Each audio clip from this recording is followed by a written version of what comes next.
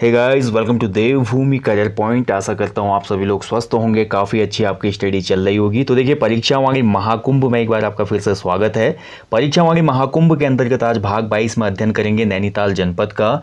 तो देखिए, झीलों की नगरी या lake city of Uttarakhand Nainital को ही कहा जाता है। नैनीताल जनपद बहुत महत्वपूर्ण है दोस्तों, बहुत से क्वेश्चन यहाँ से बनते हैं एग्जाम्स में। तो आज जानेंगे बारीकी से नैनीताल जनपद के बारे में। एक बार फिर से आप सभी लोगों का हार्दिक स्वागत है इस महाकुंभ में परीक्षा वाणी के, जिसमें गोते लगाकर निश्चित ही सफलता आपके द्वार तक पहुंचेगी। तो चलिए शुरू करेंगे आज का सेशन। ज़्यादा से ज़्यादा लोग जुड़ जाइए, सेशन को शेयर कर दीजिए और लाइक भी कीजिए अगर आपको ये क्लासेस पसंद आती हैं। और जितने भी टेस्ट सीरीज वगैरह चल रहे हैं हमारे, उनको फॉलो कीजिए और एग्ज़ाम में 100% सफलता पाइए दोस्तों। एक निश्चित मार्ग पे अगर आप चलते रहेंगे तो कभी ना कभी मंजिल पर पहुंच ही जाएंगे। हालांकि उस पथ पर आपको बहुत सी चीज़ें मिलेंगी, आपको अलग जलवायु मिलेगी, मौसम बदलेगा, बारिश, धूप, पत्थर, कंकड़, बहुत चीज़ें मिलेंगी, लेकिन इन सभी को सहते हुए आप एक दिन मंजिल तक पहुंच ही जाते हैं। सेम ऐसा ही हमारा कॉम्पिटिटिव एग्ज़ाम का भी सीन है। आप मेहनत लगातार करते रहते हैं, आप फेल होते हैं, गिरते हैं, फिर उठते हैं, फेल होते हैं, गिरते हैं, उठते हैं। लोग उपहास बनाते हैं, लोग आपका उपहास उड़ाते हैं, घर वाले भी सपोर्ट नहीं करते, लेकिन इन सारे संघर्षों को अपने अंदर समा कर, धैर्य रखकर और खूब अंदर से बोल सकते हैं ना कॉन्फिडेंट होकर, एनर्जेटिक होकर जो सामना करते हैं, वही फाइनली बाजी मारते हैं कॉम्पिटिटिव एग्जाम में। तो यही सत्य है, इसको फॉलो करें, ठीक है। बहुत बार मेरे को मैसेज आते हैं, मैं भी विचलित हो जाता हूँ। कई लोग बोलते हैं 7 साल से तैयारी कर रहे हैं। लोग तो ताने मारते मारते थे, अब घर वाले भी बहुत ज़्यादा ताने मारते हैं, क्या किया जाए। तो थोड़े टाइम तो बहरे बन जाओ, अपने ऊपर कॉन्फिडेंस है। तुम अगर आपको लगता है कॉन्फिडेंस कम हो रहा है या ये सेक्टर मेरे लिए नहीं है, तो फिर आप अपना रास्ता बदल सकते हैं। लेकिन अगर आपको पता है ये रास्ता मेरे लिए है, तो फिर आपको छोड़ना नहीं चाहिए। ओके, चलिए बहुत हो गया सेशन, आगे बढ़ते हैं। तो नैनीताल की भी जैसे अमूमन हर लेक्चर में हम बात करते हैं दोस्तों, थोड़ा हम जानते हैं इसका जो ऐतिहासिक महत्व है। तो आप सभी को पता है दोस्तों, दक्ष प्रजापति था एक। दक्ष प्रजापति की पुत्री थी सती, ठीक है। तो सती का विवाह महादेव से हुआ था। अब आपने शिव पुराण सुना ही होगा, वहाँ पे बोला जाता है ना, दक्ष प्रजापति एक बहुत बड़ा यज्ञ कराता है और महादेव के अलावा सभी देवताओं को उसमें इनविटेशन देते हैं। तो सती वहाँ जाती है बिना इनविटेशन के, तो महादेव का बहुत ज़्यादा अपमान कर देता है दक्ष प्रजापति, ठीक है। और सती वहाँ पे क्या हो जाती है दोस्तों, हवन कुंड में कूद जाती है। उसके बाद तो शिव पागल हो जाते हैं, तांडव शुरू कर देते हैं और सती के शव को अपने शरीर में रख के वो तांडव करने लगते हैं। तो बोला जाता है जहाँ जहाँ जो सती थी हमारी, उनके शरीर का अंग गिरा, वहाँ पर शक्तिपीठ बन गए। ऐसे ही बोला जाता है जो सती थी, सती की बाईं आँख, सती की जो हमारी लेफ्ट आई थी ना, बाईं आँख थी, वो नैनीताल क्षेत्र में गिरी थी। इसीलिए इस झील का नाम नैनीताल पड़ा या इस प्लेस का नाम नैनीताल पड़ा। ये एक कहानी है, ठीक है। अब यहाँ पे बात करते हैं दोस्तों नैनीताल के बारे में अन्य महत्वपूर्ण तथ्यों की। तो नैनीताल का देखिए, इसको नैनीताल को ना जो हमारा खोजा था, ये बहुत इंपॉर्टेंट है। नैनीताल की खोज किसने की थी? तो नैनीताल की खोज की थी हमारा एक व्यवसायी था, पीटर बैरन। पी बैरन आपने बहुत बार पढ़ा होगा, इसका नाम था पीटर बैरन, ठीक है, ध्यान रखेंगे। तो पीटर बैरन ने नैनीताल की खोज की थी। हालांकि ये भी बोला जाता है कि जो हमारा विलियम ट्रेल था ना, विलियम ट्रेल को नैनीताल झील के बारे में पता था, लेकिन वहाँ की अस्मिता को, अस्मिता परसों एक शब्द आया था ना हिंदी का एग्जाम में, अस्मिता होता है अपनी महत्वता, अपनी विरासत, अपनी सत्ता, अपनी पहचान। तो नैनीताल क्योंकि दैवीय प्रदेश था, उसमें झील थी चारों तरफ, भगवान माँ सती से संबंधित वहाँ पे पीठ था, भगवान शिव से संबंधित एक कथा थी। तो लोगों को पता था यहाँ पे कि नैनी झील है, लेकिन उसको उजागर नहीं किया गया था दुनिया के सामने। पीटर बैरन यहाँ के रास्ते पैदल गया, झील पे नज़र पड़ी तो बोला क्यों ना इसका कमर्शियल यूज किया जाए। तो कमर्शियल यूज के चलते ही नैनीताल बस पाया था। ये पूरी कहानी है। 1841 की ये घटना है दोस्तों। पीटर बैरन ने, हमारा वहाँ पे एक व्यक्ति था जिसके पास ये पूरी संपत्ति थी, नरसिंह थोकदार, तो जबरन उससे यहाँ पे साइन करा लिए और पीटर बैरन ने ही पहली यहाँ पे अपनी कुटिया बनाई, जिसको पिलग्रिम कॉटेज कहा जाता है, ठीक है। पिलग्रिम कॉटेज ये पीटर बैरन ने ही बनाई थी यहाँ पे, पिलग्रिम कॉटेज। इसके बाद धीरे धीरे भी नैनीताल का विकास होने लगा था। ओके, नैनीताल को फिर बसाने की जो जिम्मेदारी दी गई तत्कालीन 1842 में, ये हमारा उस समय वहाँ के सेठ आदमी थे, मोतीलाल साहब वगैरह, तो उनको दी गई थी। ओके, इसके अलावा देखिए नैनीताल की हम बात करते हैं दोस्तों, तो नैनीताल को कुमाऊं का वेस्टमोर लैंड भी कहा जाता है। ध्यान रखेंगे, नैनीताल को कुमाऊं का वेस्टमोर लैंड भी कहा जाता है। वेस्टमोर लैंड क्यों कहते हैं, अब इसको थोड़ा समझिए। क्योंकि देखिए इंग्लैंड में भी हमारा एक क्षेत्र है जहाँ पे बहुत सी झीलें हैं, वेस्टमोर नाम का एक प्लेस है, वहाँ पे इंग्लैंड में बहुत सी झीलें हैं। तो उसी का सिमिलर, उसी का जैसा लगता था नैनीताल प्लेस, तो इसीलिए नैनीताल को भी वेस्टमोर लैंड ऑफ हमारा भारत का बोला गया, मतलब इंडिया। ठीक है, तो ये नैनीताल की पूरी कहानी है। इसके बाद देखिए दोस्तों, अगली कुछ महत्वपूर्ण बातें करें तो नैनीताल का आप देखते हैं प्रशासनिक ढांचा, जैसा कि हम अमूमन हर वीडियो में देखते हैं। नैनीताल देखिए एक हिसाब से बिल्कुल राज्य के देखा जाए तो हमारे तराई से थोड़ा ऊपर पे पड़ता है। ठीक है, नैनीताल के पूर्व में बात करते हो तो नैनीताल के पूर्व में पड़ता है चंपावत। ठीक है, नैनीताल के पश्चिम में पड़ता है भाई उत्तर प्रदेश यूपी, नैनीताल के उत्तर में पड़ता है अल्मोड़ा, और नैनीताल के दक्षिण में पड़ता है उधमसिंह नगर। ठीक है, तो ये नैनीताल की भौगोलिक स्थिति है। नैनीताल की क्षेत्रफल की बात करते हैं तो 4251 वर्ग किलोमीटर नैनीताल का क्षेत्रफल है। और जनसंख्या की बात करते हैं अकॉर्डिंग 2011 सेंसस, तो ये थी 9,54,605। ठीक है, 9,54,605 यहाँ की जनसंख्या थी। जनघनत्व तो काफ़ी ज़्यादा है क्योंकि हल्द्वानी जो बहुत बड़ा शहर है नैनीताल जनपद के अंतर्गत ही आता है, तो इसलिए यहाँ पे पॉपुलेशन डेंसिटी है 225 प्रति व्यक्ति 225 व्यक्ति प्रति वर्ग किलोमीटर। इसके अलावा साक्षरता की बात करते हैं तो नैनीताल की कुल साक्षरता है 76.36%। ओके, तो ये भी आपको याद रखना है। ठीक है, अब बात करते हैं नैनीताल में कितने विधानसभा सीटें हैं। तो विधानसभा सीटों की बात करी जाए तो नैनीताल में टोटल जो विधानसभा सीटें हैं वो हैं 6। ठीक है, कितनी सीटें हैं? 6। कौन कौन सी 6 सीटें हैं? तो ये है भैया लाल कुआं, हल्द्वानी, नैनीताल सीट, इसके बाद रामनगर सीट, भीमताल सीट और हमारी कालाढूंगी सीट, जिसमें से नैनीताल जो सीट है ना ये अनुसूचित जाति के लिए आरक्षित है। ठीक है, क्वेश्चन बनते हैं नैनीताल जनपद का जो ऑफिशियली गठन हुआ था कब हुआ था? तो आप सभी को पता है 1815 में कुमाऊं जनपद था और कुमाऊं जनपद के 1891 में 2 हिस्से कर दिए गए थे, एक अल्मोड़ा दूसरा नैनीताल। तो इसलिए नैनीताल का भी गठन कब हुआ था? तो नैनीताल जनपद अस्तित्व में कब आया? तो नैनीताल जनपद अस्तित्व में आया था 1891 में। ठीक है, 1891 ऑफिशियल डेट है, ध्यान रखना है आपने, बहुत महत्वपूर्ण क्वेश्चन बनता है। और अल्मोड़ा भी देखिए ऑफिशियली कब बना? तो 1891 में। अब नैनीताल इसलिए भी थोड़ा महत्वपूर्ण है दोस्तों, नैनीताल में ही 1854 में कुमाऊं मंडल की स्थापना हुई थी। कुमाऊं मंडल की स्थापना कहाँ पे हुई थी? नैनीताल में। कब हुई थी? 1854 में। ठीक है, कुमाऊं मंडल, यहीं पे बैठते हैं हमारे कुमाऊं कमिश्नर। ऐसे ही गढ़वाल मंडल है, गढ़वाल मंडल की स्थापना हुई थी पौड़ी में 1969 में, और गढ़वाल कमिश्नर जो है वो हमारे पौड़ी में बैठते हैं। ठीक है, तो ये एक माइनर सा डिफरेंस है कुमाऊं मंडल गढ़वाल मंडल में। कुमाऊं मंडल विकास निगम और गढ़वाल मंडल विकास निगम अलग चीज़ है, वो हम पहले ही डिस्कस कर चुके हैं। इसमें बहुत बार कन्फ्यूजन रहता है आप सभी को, वो मैंने पहले ही वीडियो में क्लियर कर दिया था। इसके अलावा नैनीताल से संबंधित एक और बहुत बड़ा कन्फ्यूजन रहता है कि नैनीताल नगर पालिका कब बनी? तो 1850 में। ठीक है, ऑफिशियल डेटा उत्तर भारत की पहली नगर पालिका थी। 1842 में अनऑफिशियली नैनीताल नगर पालिका का गठन किया गया, लेकिन ऑफिशियली हम बोलते हैं तो 1850 बिल्कुल सही है। और 1851 के आसपास फिर हमारी शिमला में बनती है उत्तर भारत की दूसरी नगर पालिका ऑफिशियली। ओके, तो ये आपने नोट करना है। बात करते हैं तहसीलों की, तो तहसील कितनी है भाई नैनीताल में? तो नैनीताल की बात करें वर्तमान समय में तहसीलें हैं 9। नैनीताल, हल्द्वानी, रामनगर, धारी, कुशिया कटौली, कालाढूंगी, बेतालघाट, लालकुआं और ओखलकांडा। तो ये नैनीताल की हमारी 9 तहसीलें हैं। ठीक है, ध्यान रखेंगे। और एक उप तहसील भी है रामगढ़, रामगढ़ जहाँ पे महादेवी वर्मा की कुटिया भी है। ठीक है, रामगढ़ सेब फलों के लिए बहुत फेमस है रामगढ़, और ये उप तहसील है। और इसके अलावा विकास खंड की बात करते हैं, यानी कि ब्लॉक कितने हैं? तो ब्लॉक हमारे नैनीताल जनपद में कितने? 8। ठीक है, हल्द्वानी, रामनगर, कोटाबाग, धारी, बेतालघाट, भीमताल, रामगढ़ और ओखलकांडा। तो ये हमारे 8 ब्लॉक है। तो ये हो गई नैनीताल की हमारे प्रशासनिक जो ढांचा है वो देख लिया हमने। ठीक है, इसके अलावा नैनीताल की बात करते हैं अन्य महत्वपूर्ण तथ्यों की, तो लिंगानुपात बहुत इंपॉर्टेंट है। नैनीताल का लिंगानुपात भाई 1000 से कम है। वैसे तो हम पढ़ते हैं उत्तराखंड के बहुत से ऐसे जनपद हैं, 7+ जनपद ऐसे हैं जहाँ पर लिंगानुपात 1000+ है, बट नैनीताल का कम है। 934 यहाँ का लिंगानुपात। और शिशु लिंगानुपात यानी कि बच्चों के लिंगानुपात की बात करते हैं 2011 जनगणना के अनुसार, तो यहाँ पे है 902। ठीक है, तो ये कन्फर्म हो गया ना हमारा। इसके बाद बात करते हैं दोस्तों नैनीताल की, हम बात करते तो नैनीताल को प्राचीन कुछ जगहों पर दोस्तों षष्ठी खात भी बोला गया है, षष्ठी खात।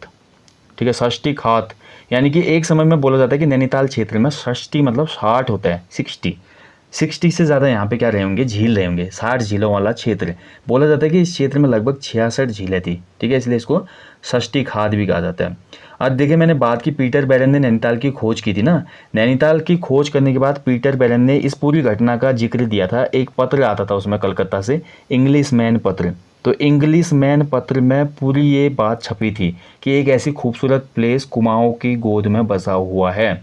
इसके बाद धीरे धीरे फिर नैनीताल का क्या हो गया? आधुनिकीकरण हो जाता है यहाँ पे। ओके, इसके बाद देखिए नैनीताल में दोस्तों जो हमारा नैना देवी मंदिर है ना, नैना देवी मंदिर कब बना था, कभी क्वेश्चन बनेगा तो 1842 में बना था नैना देवी मंदिर, और इसको बनाया था मोतीलाल शाह ने। इस चीज़ का ध्यान रखेंगे।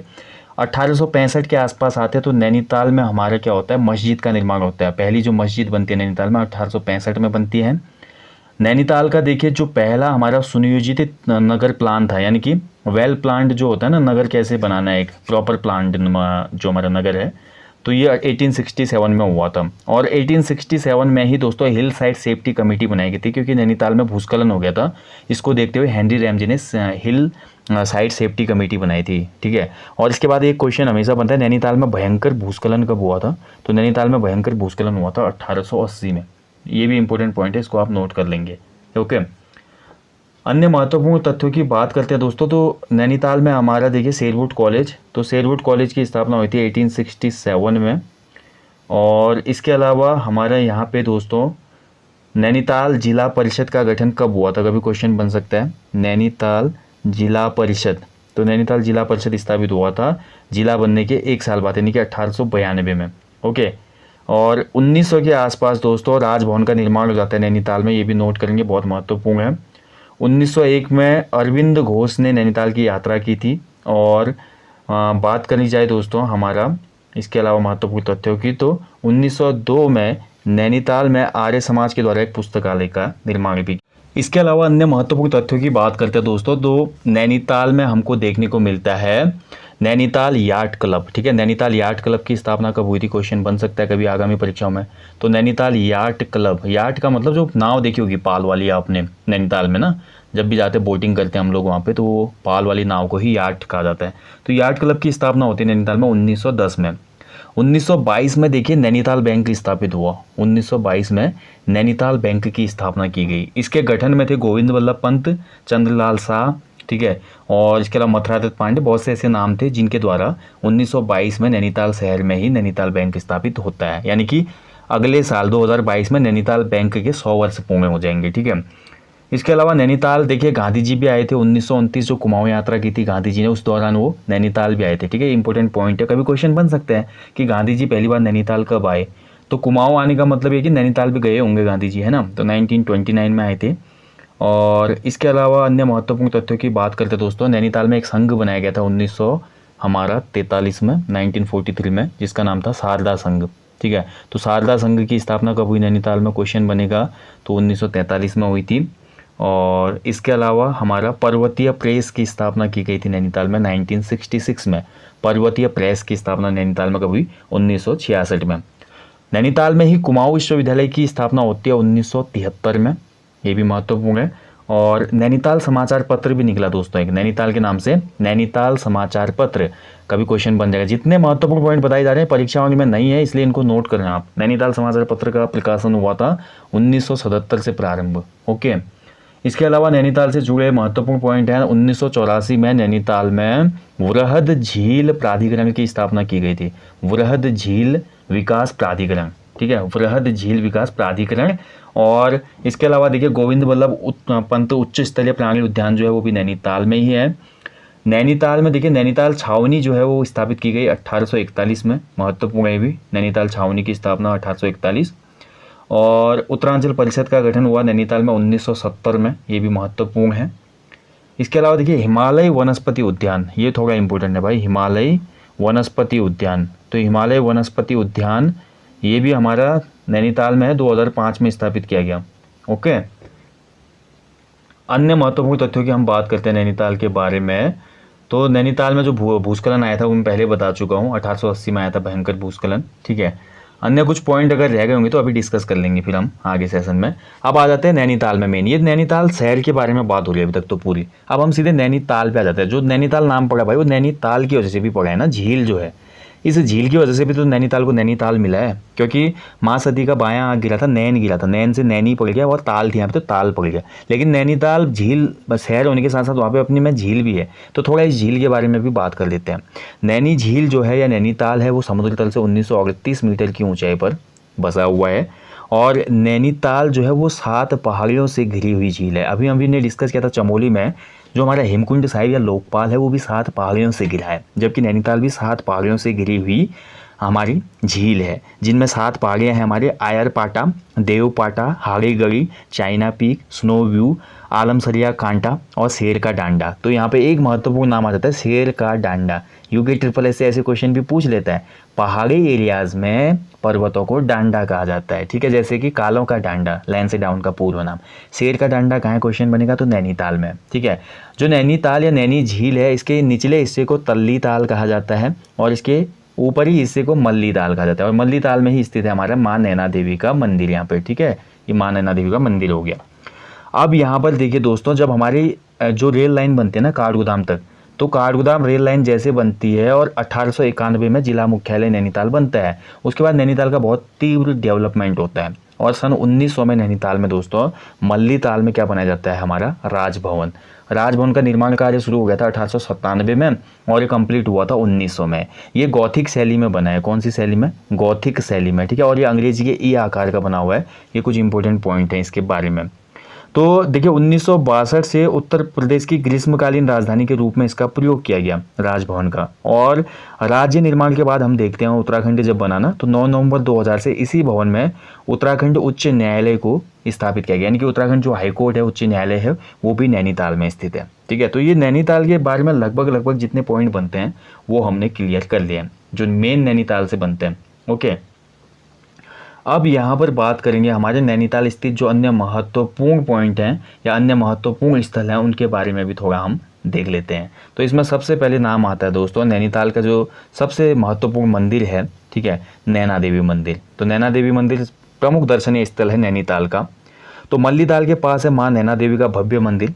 और प्राचीन नैना देवी मंदिर का निर्माण किसने करवाया था, अभी मैंने आपको बताया था ना, मोतीराम शाह ने करवाया था। किसने करवाया था, मोतीराम शाह, जिसको अंग्रेज़ों ने ये जिम्मेदारी दी थी कि नैनीताल शहर का विकास करो, ठीक है।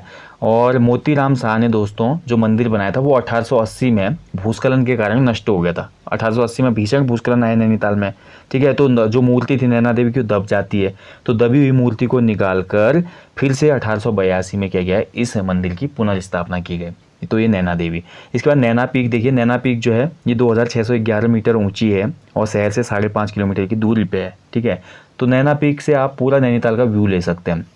ऐसे अगला प्लेस आता है दोस्तों स्नो व्यू, ठीक है। तो स्नो व्यू भी बहुत महत्वपूर्ण है। स्नो व्यू नाम से पता चल रहा है ना, स्नो व्यू। तो ये 2270 मीटर की ऊंचाई पे स्नो व्यू पॉइंट। यहाँ पर आप जा सकते हैं पैदल भी और आप रज्जू मार्ग से भी जा सकते हैं, यानी कि रोप वे से भी जा सकते हैं, ठीक है। बाकी नैनी झील के बारे में हम पढ़ ही चुके हैं, नैनी झील के बारे में ज़्यादा बात नहीं करेंगे। अगली एक ताल है हमारी भीमताल, बहुत इंपॉर्टेंट है भी। तो भीमताल भी नैनीताल जनपद में ही स्थित है।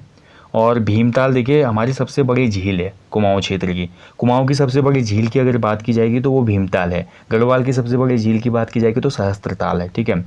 ऐसे ही दोस्तों हमारा एक और ताल में देखने को मिलती है हमको यहाँ पे, 7 ताल, ठीक है। 7 ताल, नौकुचिया ताल, ठीक है, ये सभी नोट कर लें आप। इसके अलावा नल दमयंती ताल, ये सभी हमारे कहाँ पे हैं, नैनीताल में स्थित ताल हैं, ठीक है। कैंची धाम की बात करते हैं, देखिए दोस्तों बहुत प्रमुख है, हिंदू आस्था का केंद्र होने के साथ साथ बहुत से फॉरेनर भी हमको कैंची धाम में देखने को मिलेंगे। कैंची धाम में बहुत लोगों की आस्था है और बहुत ज़्यादा भीड़ आपको देखने को मिलेगी हमेशा, ठीक है। तो कैंची धाम हमारा नैनीताल अल्मोड़ा मार्ग पर है। ये बाबा नीम करौली द्वारा स्थापित है, ठीक है। यहाँ पर हमेशा 15 जून को एक मेला लगता है, विशाल मेला, 15 जून को भंडारा मेला लगता है। तो कैंची धाम में जो हमारे नीम करौली बाबा थे उन पे बहुत से लोगों की श्रद्धा थी। बोला जाता है कि बाहर विदेशों के भी बड़े बड़े जो कंपनीज़ के फाउंडर हैं वो यहाँ पे आते थे और बाबा जी से मिलते थे और इस धाम पे बहुत उनकी आस्था थी, ठीक है। इसके बाद बात करते हैं कार्बेट नेशनल पार्क। तो इसके बारे में हम पहले ही डिस्कस कर चुके हैं। हमारा 1 वाला जो टॉपिक आया था, 1 वाले टॉपिक में हमने अच्छे से पढ़ लिया था, ठीक है, कि कार्बेट पार्क कब बना था, क्षेत्रफल कितना है और अन्य महत्वपूर्ण पॉइंट। तो क्षेत्रफल है 520.82 वर्ग किलोमीटर। कार्बेट का जो प्रवेश द्वार है ढिकाला, वो नैनीताल में है और कोटद्वार से भी एक साइड से है, ठीक है। हनुमानगढ़ी एक फेमस मंदिर है जिसका निर्माण नीम करौली महाराज ने ही करवाया था। रामगढ़ नामक प्लेस अभी हम डिस्कस कर चुके हैं। रामगढ़ में ही दोस्तों सेब, नाशपाती और अन्य बागानी जो फसलें होती हैं, आड़ू, खुमानी, पूलम वगैरह, ये देखने को मिलेंगी। महादेवी वर्मा ने यहाँ पे प्रवास किया था, इसलिए यहाँ पे महादेवी संग्रहालय भी है। कभी क्वेश्चन बनेगा महादेवी वर्मा संग्रहालय कहाँ पे स्थित है, या महादेवी कुटीर या कुटी कहाँ पे स्थित है, वो रामगढ़ में है।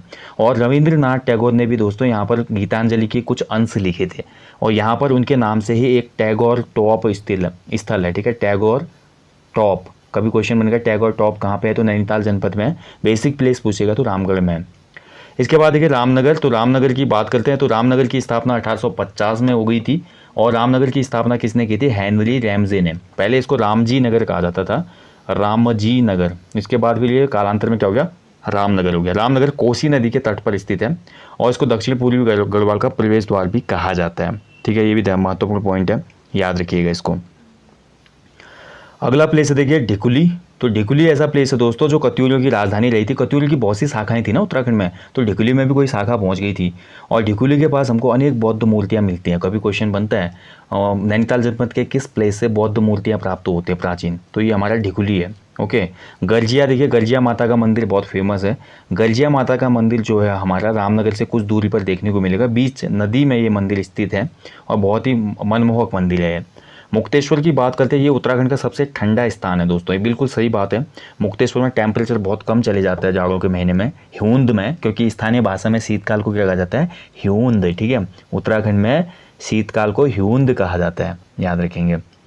मुक्तेश्वर में देखिए दोस्तों हमारा 1890 में पशु चिकित्सा शोध संस्थान स्थापित हुआ। ठीक है, और इसके बाद देखिए फाइनली हमारा जो इसको नाम दिया गया, इसके बाद रिसर्च इंस्टीट्यूट भी इसी में मर्ज किया गया और फाइनली 1893 में, ठीक है, पशु चिकित्सा शोध अनुसंधान, ठीक है, पशु चिकित्सा अनुसंधान संस्थान हुआ। ये 1893 होना चाहिए। ठीक है, तो इसको यहाँ पे स्थापित किया गया। देखिए पशु शोध संस्थान जो संस्थान है ना, पशु शोध संस्थान हमारा बरेली में भी है, लेकिन देखिए पशु चिकित्सा शोध संस्थान ये हमारा मुक्तेश्वर में ही है, नैनीताल में। ठीक है, इस चीज़ को ध्यान रखेंगे। 1893 अल्फ्रेड लिंगार्ड के प्रयासों से इसको स्थापित किया गया था। अब आ जाते हैं भैया हल्द्वानी में। हल्द्वानी की कहानी हमने पहले पढ़ी है दोस्तों। हल्द्वानी दोस्तों राज्य का तीसरा और कुमाऊं का सबसे बड़ा नगर है। हल्दू के पेड़ बहुत ज़्यादा थे यहाँ पे, तो इसका नाम हल्दू वनी भी था। इसका पुराना नाम था बमोरी। हल्द्वानी का पुराना नाम क्या था? क्वेश्चन बन सकता है, तो बमोरी था। अब 1834 में क्या हुआ? ट्रेल यहाँ से जा रहा था भैया, ट्रेल ने हल्दू के पेड़ देखे, हल्दू वनी को हल्द्वानी बोल दिया अचानक से, तब से यहाँ का नाम हल्द्वानी पड़ गया। ठीक है, बाकी देखिए हमारा 1897 को हल्द्वानी को नगर पालिका बनाया गया 1897, और 1884 में हल्द्वानी के ही निकट काठगोदाम में पहली बार रेल पहुंची थी 1884 में। इंपॉर्टेंट है, 24 अप्रैल 1884 को रेलवे जो सर्विस है वो शुरू होती है हल्द्वानी में। ठीक है, इसके अलावा ग्रामीण और कृषि विकास समिति, ग्रामीण और कृषि विकास समिति हल्द्वानी में है, जो कि 1995 में स्थापित हुई थी। ठीक है, ये महत्वपूर्ण है। इसके अलावा हल्द्वानी किस नदी के तट पे है? क्वेश्चन बनता है, कई बार देखा होगा ना आपने। तो हल्द्वानी हमारा गोला नदी के तट पर है। किस नदी के? गोला नदी के। और यहीं पे जमरानी बांध प्रस्तावित है, अभी भी उस पर विचार विमर्श काम तो चल रहा है, लेकिन एक ढांचे में नहीं है प्रोजेक्ट। तो जमरानी परियोजना कहाँ स्थित है, किस नदी पे है? कभी क्वेश्चन बनेगा, गोला नदी पे है, हल्द्वानी में है। हल्द्वानी में देखिए नगर निगम, अब तो पहले नगर पालिका बना 1897 में, लेकिन इसको नगर निगम बना दिया गया दोस्तों 2011 में। ठीक है, तो हल्द्वानी नगर निगम कब बना? 2011 में बना, ये भी याद रखिएगा। काठगोदाम की बात करते हैं दोस्तों, तो काठगोदाम को गुलाब घाटी भी कहा जाता है। ठीक है, गुलाब घाटी। कभी देख देगा कोई क्वेश्चन इंग्लिश में भी देता है आयोग कभी कभी, कि उत्तराखंड की किस जगह को रोज वैली कहा जाता है? रोज वैली। तो रोज वैली यानी कि काठगोदाम। काठगोदाम में रेल आई थी 1884 में। ठीक है, बड़ी रेल लाइन कब आई थी काठगोदाम में? तो 1894 में, यानी कि 10 साल बाद आई थी। ये भी इंपॉर्टेंट पॉइंट है। काठगोदाम का जो पुराना नाम था वो था चौहान पाटा। चौहान पाटा, इसको भी नोट कर लें। गुलाब घाटी, चौहान पाटा, ठीक है, ये इसका पुराना नाम था। क्योंकि यहाँ पे देखिए इसको काठ गोदाम, यानी कि काठ का मतलब होता है लकड़ी, लकड़ी का गोदाम होगा ना यहाँ पे, तभी इसका नाम कालांतर में काठ गोदाम पड़ गया। कुमाऊं का प्रवेश द्वार कहा जाता है भाई काठगोदाम को, कुमाऊं का प्रवेश द्वार। ठीक है, ये याद रखिएगा। इसके अलावा अन्य प्लेसेस के बारे में बात करें तो शीतला माता का मंदिर है। शीतला माता का मंदिर, ठीक है, तो शीतला माता का मंदिर भी हमारा कहाँ पे स्थित है? नैनीताल में। ठीक है, ध्यान रखेंगे। इसके बाद बात करते हैं दोस्तों काली चौड़ मंदिर। तो काली चौड़ मंदिर की लोकेशन भी नैनीताल जनपद में है। काली चौड़ मंदिर की एक मान्यता ये भी है कि बोला जाता है जो आदि गुरु शंकराचार्य थे ना, वो गढ़वाल जाने से पहले इसी जगह पे आए थे, ऐसा बोला जाता है इसमें। ठीक है, बाकी बात करते हैं दोस्तों, हमारा एक बांध है, हमने भीमताल की बात की ना, अभी भीमताल में एक बांध है जिसके बारे में डिस्कस करना थोड़ा आवश्यक है। भीमताल की बात करते हैं। भीमताल कैसी झील है? त्रिभुजाकार झील है, कभी क्वेश्चन बनेगा। ठीक है, और भीमताल में दोस्तों भीमेश्वर महादेव भी है, भीमेश्वर महादेव मंदिर, कभी क्वेश्चन बनेगा। भीमेश्वर महादेव मंदिर, इसकी स्थापना की थी किसने? बाज बहादुर चंद ने।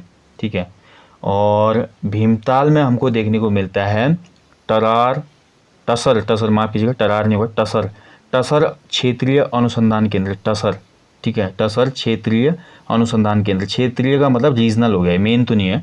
टसर मतलब हमारा रेशम से संबंधित, ठीक है। इसके अलावा हमारा एक और महत्वपूर्ण चीज़ है भाई भीमताल में जो क्वेश्चन बनेगा, जिसको बोलते हैं हमारा विक्टोरिया डैम, विक्टोरिया बांध। विक्टोरिया बांध भीमताल में है, ठीक है, भीमताल बांध भी इसको कहा जाता है। और भीमताल बांध जो बना था 1883 में बना था, 1883 में। 1882 में इसका डिज़ाइन तैयार किया था फ्रांसिस हेनरी ने, ठीक है। और ये बांध बना था 1883 में। विक्टोरिया बांध भीमताल बांध एक ही है, याद रखेंगे। और नैनीताल के अन्य झीलें बता चुका मैं आपको, नौकुचिया ताल, एक खुरपा ताल भी है नैनीताल में, खुरपा ताल, इसको नोट कर लें। मलवा ताल, ठीक है, हरीश ताल, बहुत से ताल हैं। अगर नैनीताल की बात करते हैं, आप लगभग परीक्षा में सभी तालें दी गई हैं, आप याद कर सकते हैं। और नौकुचिया ताल 9 कोनों वाली ताल है, 9 कोचे, कोचे का मतलब होता है कोने, इसलिए नौकुचिया ताल कहा जाता है इसको, ठीक है। चलिए अब आगे बढ़ते हैं। अगला पॉइंट है हमारा फिर घोड़ा खाल। तो घोड़ा खाल देखिए बहुत फेमस है दोस्तों। घोड़ा खाल जो स्कूल है वो अपने नाम की वजह से फेमस है, ठीक है। घोड़ा खाल में हमारा एक फेमस मंदिर भी है जिसको हम बोलते हैं ग्वाल मंदिर या गोलू देवता का मंदिर, ठीक है, ग्वाल या गोलू देवता का मंदिर। अब गोलू देवता आप सभी को पता है उत्तराखंड की धरती में न्याय के देवता माने जाते हैं। घोड़ा खाल जो मंदिर है दोस्तों, इसकी स्थापना बाज बहादुर चंद ने की थी। यहाँ पर एक सैनिक स्कूल की स्थापना 21 मार्च 1966 को जयमल सिंह द्वारा की गई थी, ठीक है। ये महत्वपूर्ण पॉइंट है, किसके द्वारा? जयमल सिंह, ध्यान रखेंगे। और यहाँ पर नेपाल के प्रधानमंत्री गिरिजा प्रसाद कोइराला द्वारा दिया गया एक विशाल घंटी भी है, जिसको 10 अक्टूबर 1955 को चढ़ाया गया था मंदिर में। घोड़ाखाल स्कूल से बहुत ज़्यादा लोग दोस्तों उसमें निकलते हैं, जो हमारी सैन्य सेवा है ना, लाइक NDA CDS, तो बहुत ज़्यादा यहाँ पे योगदान देता है ये संस्थान। अन्य महत्वपूर्ण पॉइंट में बात करते हैं तो हमारा प्लेस है एक जोलीकोट। जोलीकोट बहुत फेमस प्लेस है। जोलीकोट में मधुमक्खी एक वो भी खोला गया था, ठीक है, केंद्र, मधुमक्खी केंद्र। और जोलीकोट में दोस्तों हमारा जोलीकोट को नैनी झील का गेटवे भी कहते हैं, नैनी झील का गेटवे या प्रवेश द्वार। इसके अलावा रानी बाग एक फेमस प्लेस है। रानी बाग देखिए प्राचीन समय में हमारे ऋषि मार्कंडेय की तपस्थली थी। और रानी बाग का जो प्राचीन नाम था वो चित्रशिला था, चित्रशिला, क्या नाम था भाई? चित्रशिला था, ठीक है, याद रखिएगा। और चित्रशिला यहाँ पे देखिए जो संबंधित है ये जिया रानी से भी संबंधित है, मौला देवी। पौराणिक गुफा भी यहीं पे कहीं देखने को मिलती है। गोला नदी के तट पर जो है ना जिया रानी का वध हुआ था, आपने पढ़ा होगा। और जिया रानी मेला जो लगता है वो भी रानी बाग में ही लगता है, चित्रशिला या रानी बाग में जिया रानी मेला लगता है। भवाली का नाम तो आया नहीं भाई, भवाली बहुत ही फेमस प्लेस है नैनीताल का, ठीक है। तो भवाली जो प्लेस है इसको पर्वतीय फल बाजार भी कहा जाता है। भवाली जो प्लेस है पर्वतीय फल बाजार। और भवाली में आपको बहुत से अंग्रेजों के गार्डन भी देखने को मिल जाएंगे, ठीक है, बहुत से अंग्रेजों के अपने अपने गार्डन हैं यहाँ पे, ठीक है। और इसके अलावा भवाली की बात करते हैं, भवाली में हमारा TB सैनिटोरियम है, TB सैनिटोरियम पढ़ते हैं ना, कई बार क्वेश्चन बनता है। TB सैनिटोरियम की स्थापना कब की गई थी भवाली में? 1912 में। और इसके अलावा यहाँ पे हमारा एक महत्वपूर्ण महादेव मंदिर है जिसका नाम है जाबर महादेव मंदिर, ठीक है, जाबर महादेव मंदिर।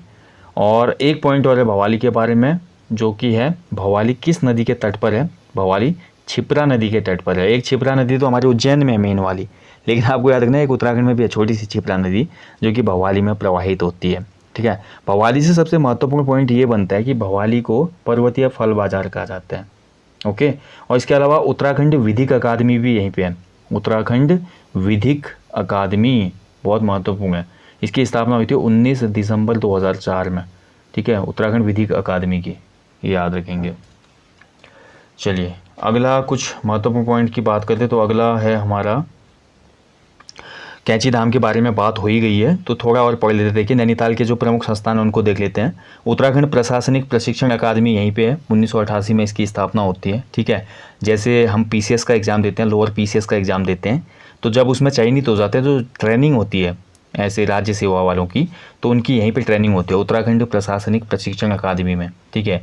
वर्तमान समय में इसका नाम है RS टोलिया उत्तराखंड प्रशासनिक प्रशिक्षण अकादमी, ठीक है। ये नाम 2016 में दिया गया रघुनंदन सिंह टोलिया को सम्मान देने हेतु, जो कि IAS अधिकारी रहे हैं, तो इनके नाम पर इसकी अकेडमी का नाम है अब। इसके अलावा वन एवं पंचायत प्रशिक्षण अकादमी जो कि हल्द्वानी में है। भारतीय पशु चिकित्सा शोध संस्थान मुक्तेश्वर में 1894 में स्थित। कुमाऊं मंडल विकास निगम हमारा नैनीताल में है 1976, बहुत जगह 1966 दिया है, उसके साथ नहीं जाएंगे आप, 1976 सही है। हिल्टन का मुख्यालय भी नैनीताल में है। आर्यभट्ट प्रेक्षण विज्ञान शोध संस्थान भी नैनीताल में है। प्रशिक्षण एवं सेवायोजन निदेशालय भी नैनीताल में है। डेयरी शोध एवं विकास संस्थान हमारा है कहाँ पे, ये हल्द्वानी में है। ठीक है, डेयरी शोध एवं विकास संस्थान ये हमारा हल्द्वानी लाल कुआं। ठीक है, वैक्सीन रिसर्च इंस्टीट्यूट ये पटवा डांगर में है नैनीताल में। उत्तराखंड शिक्षा एवं परीक्षा परिषद रामनगर नैनीताल में ही है। इंदिरा गांधी इंटरप्रिटेशन है रामनगर में। और विधि कॉलेज अभी हमने पढ़ लिया दोस्तों, जो अभी बताया मैंने आपको, यहाँ पे 2004 में स्थापित हुई थी उत्तराखंड विधि कॉलेज भवाली में है। ठीक है, तो ये नैनीताल में स्थित कुछ महत्वपूर्ण यहाँ पे संस्थान है। ठीक है, इसके अलावा अन्य महत्वपूर्ण तथ्यों की बात करते देखिए, इसमें कुछ एक दो पॉइंट रह गए हैं। मुक्तेश्वर के बारे में एक पॉइंट रह गया था, मुक्तेश्वर का एक प्राचीन नाम है जो हमने डिस्कस नहीं किया।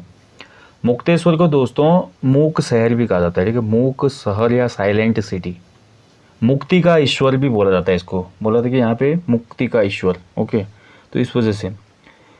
इसके अलावा देखिए हमारी अन्य महत्वपूर्ण तथ्यों की बात करते हैं तो कार्बेट फॉल दोस्तों हमारा रामनगर हल्द्वानी मार्ग में देखने को मिलता है। ये कार्बेट फॉल हमारा नैनीताल में ही स्थित है। ठीक है, और जिम कार्बेट म्यूजियम हमारा काला ढूंगी में स्थित है, जो कि नैनीताल जनपद में ही आता है। काला ढूंगी जिम कार्बेट की जितनी भी चीज़ें थी ना वो यहाँ पे रखी गई हैं सहेज के। ठीक है, जिम कार्बेट संग्रहालय भी इसको कहा जाता है और 1965 में स्थापित हुआ था ये जिम कार्बेट म्यूजियम, ध्यान रखेंगे।